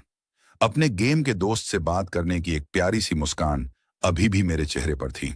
जे याकियान दरवाजे पर खड़ी थी। उसके गाल शराब और गुस्से से लाल थे, और उसकी आंखों में एक ऐसी निराशा और दर्द था जो मैंने पहले कभी नहीं देखा था। उसका हमेशा रहने वाला शांत प्रभाव गायब हो चुका था, और वह एक घायल जानवर की तरह दिख रही थी। वह कांपते हुए होंठों से रोती हुई चिल्लाई, क्या ओ चेन, तुम मुझसे झूठ बोल रहे हो। तुम्हारी याददाश्त बिल्कुल नहीं गई। तुम नाटक कर रहे हो। मैं पूरी तरह हैरान होकर सीधा बैठ गया और कहा, जय याखियान, मैंने तुमसे किस बारे में झूठ बोला? मैंने तुमसे कभी कोई झूठ नहीं बोला भाई। उसने चिल्लाकर कहा। तुमने मुझसे झूठ नहीं बोला, तो फिर वह कौन है जिसे तुम अभी गेम में इतने प्यार से अबाव पुकार रहे थे? वह युआन तियान ही है ना? तुम हमेशा से भूलने का नाटक कर रहे थे, ताकि मैं तुम पर भरोसा कर लूं और तुम चुपके से उसके साथ रिश्ता रख सको। मुझे अचानक पूरी बात समझ आई, और मैं आधा हंसते और आधा हैरान होते हुए अपना फोन उसकी तरफ घुमाया और कहा, अरे बाबा, तुम क्या सोच रही हो? ये देखो, ये मेरा गेम का टीममेट है। ये एक लड़का है। मुझे अभी गेम में एक बहुत बड़ी जीत मिली थी, तो मैंने खुशी में उसे यह कह दिया। तुम अपने दिमाग में क्या क्या सोच लेती हो? यह सुनते ही जे याकियान के कदम अचानक रुक गए। उसका बचा हुआ नशा भी उड़ गया। उसकी आंखों का गुस्सा गायब हो गया, और उसकी जगह एक गहरी हैरानी ने ले ली। उसने मेरे फोन की स्क्रीन पर चल रहे गेम को देखा, और फिर मेरे मासूम चेहरे को देखा। उसके गालों की लाली गायब हो गई, और वह पीली पड़ गई। मैंने अपनी आवाज को बहुत नरम किया और कहा, जतिम, याकियान, मुझे पता है कि तुम अंदर से किस बात से डर रही हो। तुम्हें डर है कि मैं वापस उस युआन तियान के पास चला जाऊंगा। लेकिन मेरी बात सुनो। जो इंसान पहले युआन तियान के लिए मरने को तैयार था, वह असली में नहीं था। मैं तो बस एक कठपुतली था, जिसे किस्मत और एक स्क्रिप्ट कंट्रोल कर रही थी। मेरी अभी की याददाश्त सिर्फ 20 साल की उम्र में अटकी हुई है, और मुझे बस इतना याद है कि हम बचपन के पक्के दुश्मन थे। उसने अपना चेहरा दूसरी तरफ घुमा लिया, और उसके कंधे कांपने लगे। उसने मेरी तरफ देखने से मना कर दिया, लेकिन उसने मुझे खुद से दूर भी नहीं किया। मैं बिस्तर से उठा और सीधे उसके पास गया। मैंने उसका हाथ पकड़ा और कहा, मुझे अच्छे से याद है कि जब कॉलेज के स्पोर्ट्स मीट में मैंने दौड़ जीती थी और मेरा पैर मुड़ गया था, तो तुम मुझे डांटते हुए अपने कंधों पर उठाकर हॉस्पिटल ले गई थी। तुमने पूरे रास्ते मुझे डांटा था, लेकिन मेरा हाथ हमेशा कसकर पकड़े रखा था। मुझे याद है तुम कितनी जिद्दी, लेकिन अंदर से कितनी नरम दिल वाली हुआ करती थी। जब मुझे जेब खर्च की जरूरत होती थी, तो तुम बेमन से नखरे करती थी, लेकिन फिर मुड़कर चुपके से मेरे हाथ में पैसे थमा देती थी। मुझे यह भी याद है जब तुमने गुस्से में कहा था कि अगर दुनिया का हर आदमी मर भी जाए, तो भी तुम मुझे पसंद नहीं करोगी। मुझे पता है तुमने वह सब सिर्फ गुस्से में कहा था। मैंने हाथ बढ़ाकर बहुत ही प्यार से उसके गालों से आंसू पोंछे। मेरी हरकतें थोड़ी अजीब थीं, लेकिन मेरा दिल बिल्कुल साफ था। मैंने कहा, पिछले 2 हफ्तों में मैंने सब कुछ साफ साफ देख लिया है। तुम मुझे सोने की चेन से बांध कर रखती हो, क्योंकि तुम डरती हो कि मैं भाग जाऊंगा और खुद को चोट पहुंचा लूंगा। तुम मुझे सबसे बेस्ट लाइफ देती हो, और मेरे लिए अपने ऑफिस के जरूरी काम तक छोड़ देती हो। ये जानते हुए भी कि शायद मैं नाटक कर रहा हूं, तुम हर बार मेरी तरफ दौड़ कर आती हो। जे याकियान, तुम कोई विलेन नहीं हो। तुम इस पूरी दुनिया की सबसे बेवकूफ और सबकी फिक्र करने वाली एक प्यारी इंसान हो। उसने अचानक ऊपर देखा, और उसके गर्म आंसू सीधे मेरे हाथ पर गिर गए। वह रोते हुए बोली, क्या तुम सच में अब कभी उस युआन तियान से मिलने नहीं जाओगे? मैंने हंसकर कहा, मैं उससे क्यों मिलूंगा? एक ऐसी लड़की जिसने हमेशा मेरा इस्तेमाल किया और आगे बढ़ने के लिए मुझ पर और जे परिवार पर पैर रखकर चढ़ गई, और जिसने मुझसे कभी एक भी बात सच नहीं कही। मुझे उस जैसी लड़की के पास दोबारा जाने के लिए पागल होना पड़ेगा। वह पुराना आचेन मैं नहीं था। अब मैं खुद हूं, और मैं ऐसे घटिया लोगों से हमेशा दूर रहूंगा। तभी मेरे दिमाग में सिस्टम की आवाज गूंजी, होस्ट तुम कमाल हो। दोनों के बीच की गलतफहमी हमेशा के लिए दूर हो गई। मैंने सिस्टम को पूरी तरह इग्नोर किया और धीरे से जे याकियान का हाथ खींचकर उसे बेड पर बिठाया। मैंने उसकी आंखों में देखकर कहा, मैं उस पुराने आचेन की तरफ से तुमसे हाथ जोड़कर माफी मांगता हूं। उसने तुम्हें 6 साल तक बहुत तकलीफ दी और तुम्हारी रात की नींद हराम कर दी। उसने तुम्हें हमेशा रुलाया और तुम्हें मजबूर किया कि तुम उसे कैद करके रखो। उसने तुम्हारे साथ बहुत गलत किया, लेकिन मैं तुमसे वादा करता हूं कि आज के बाद ये कियाओ चेन कभी भी अपनी जे याकियान की आंखों में एक भी आंसू नहीं आने देगा। ये सुनते ही जी याकियान ने खुद को पूरी तरह मेरी बाहों में सौंप दिया। उसने मेरी कमर को कसकर पकड़ लिया और अपना चेहरा मेरी गर्दन में छिपा लिया। पिछले 6 साल से उसके दिल में दबी हुई सारी शिकायतें और सारा दर्द आज आंसू बनकर फूट पड़ा और वह बच्चों की तरह फूट फूट कर रोने लगी। मैंने धीरे धीरे उसकी पीठ को थपथपाया और मेरा दिल उसके दर्द को देखकर भारी हो गया। मुझे समझ आ गया था कि जय याकियान की यह कैद कोई कंट्रोल नहीं थी, बल्कि वह मुझे उस पुरानी स्क्रिप्ट की तबाही से बचा रही थी। अगर उसने मेरी इस कदर सुरक्षा नहीं की होती तो मैं बहुत पहले ही खुद को नुकसान पहुंचाकर मर चुका होता। उसने सबसे अजीब और जुनूनी तरीके से हमेशा मेरी जान की रक्षा की थी। मैंने उसके कान में धीरे से कहा, अब मुझे इस जंजीर में मत बांधना। मैं अब कहीं भाग कर नहीं जाऊंगा। अगर तुम्हें फिर भी डर लगता है तो मैं तुम्हें अपने साथ हर जगह लेकर जाऊंगा। ऑफिस में काम पर और काम से छुट्टी के बाद भी। मैं तुम्हें कभी अकेला नहीं छोड़ूंगा। उसने अपनी लाल और आंसू भरी आंखें उठाईं और धीरे से पूछा, क्या यह वादा सच में असली सोने से भी ज्यादा पक्का है?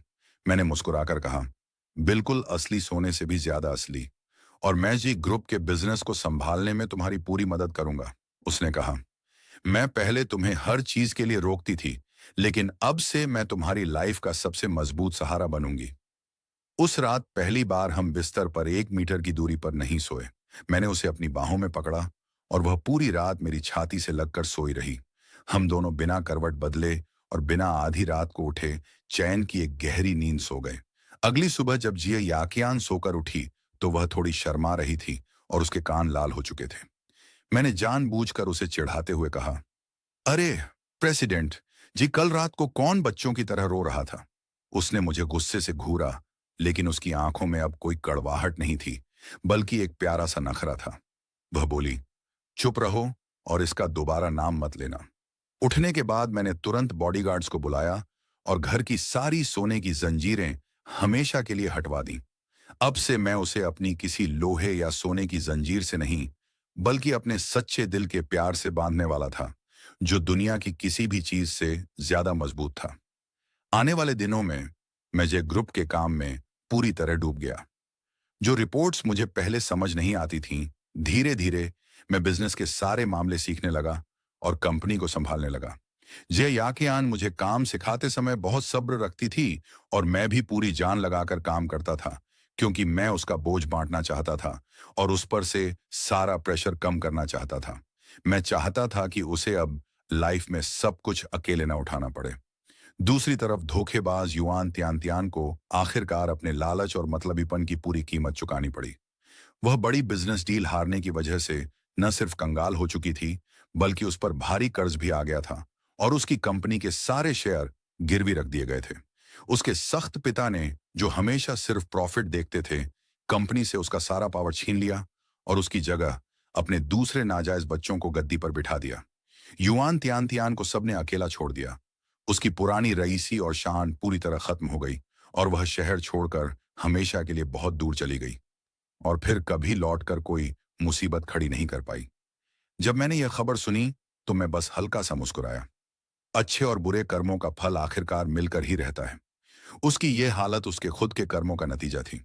कुछ दिनों बाद जब गुनियानियन दोबारा हमारे घर आई तो उसने देखा कि जिम, याकियान और मैं सोफे पर एक दूसरे के साथ बिल्कुल सटकर बैठे हैं।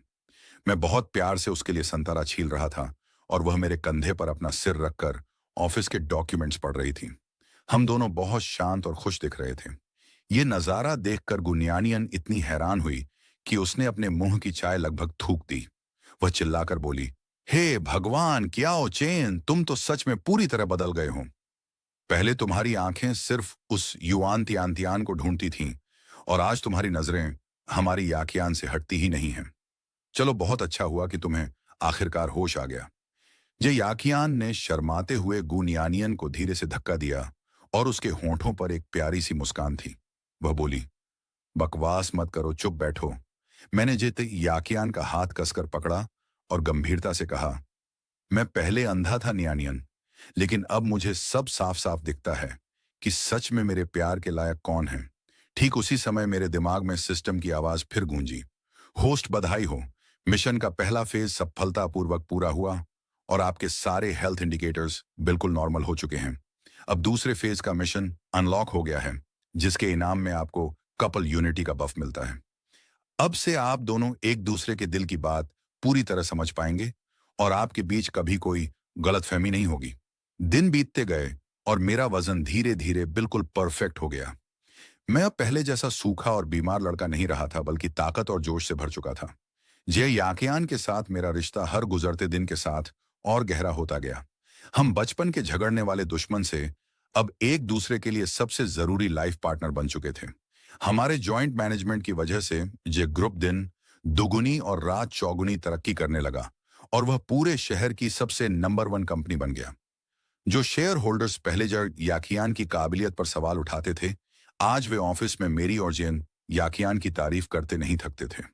एक वीकेंड पर मैं चे याकियान को हमारे पुराने कॉलेज के कैंपस में वापस लेकर गया। उन्हीं पुराने रास्तों पर चलते हुए और नए स्टूडेंट्स को आते जाते देखकर मुझे लगा जैसे मैं सच में अपने उसी 19-20 साल के कॉलेज के दिनों में वापस लौट आया हूं। मैं उसी रास्ते पर बीच में रुका और जय याकियान के सामने घुटने पर बैठ गया। मैंने अपनी जेब से एक बेहद खूबसूरत हीरे की अंगूठी निकाली और कहा, याकियान, यह अंगूठी मैंने अपनी खुद की पहली कमाई के पैसों से खरीदी है।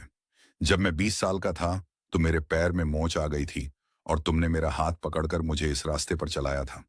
आज 26 साल की उम्र में मैं दोबारा तुम्हारा हाथ पकड़कर पूरी जिंदगी तुम्हारे साथ चलना चाहता हूं। हमारी जो पहली शादी हुई थी वह सिर्फ एक गुस्सा, एक मजबूरी और एक हादसा थी।